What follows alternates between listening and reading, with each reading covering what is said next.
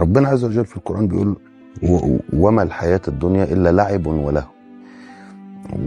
والقرآن حمال أوجه. أنا عارف إن في ناس ليها تفسيرات أخرى هو لعب وله، بس حتى اللعب ليه قوانين.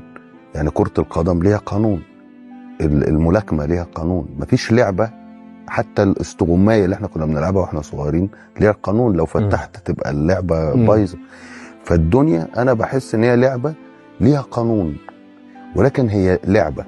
والدليل على ده إن البيت اللي أنا بشتريه ما باخدوش معايا بعد ما بطلع من اللعبة، كأني اشتريت بيت جوه اللعبة، اشتريت لبس جوه اللعبة، قابلت واحدة وارتحت لها وحبيتها فاتجوزنا جوه اللعبة وخلفنا عيال جوه اللعبة. بس في الآخر بسيب اللعبة دي وانس مدتي خلصت وبروح للحقيقة بقى.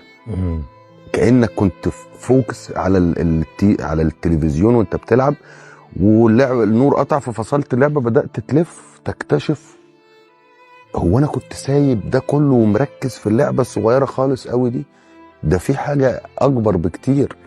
وبقى ما فيهاش بقى الرولز الكتير الرخمة اللي محطوطة في حياتنا، اللي هو قانون الجاذبية، كل ما اجي اطير تشد، يعني في رولز في اللعبة.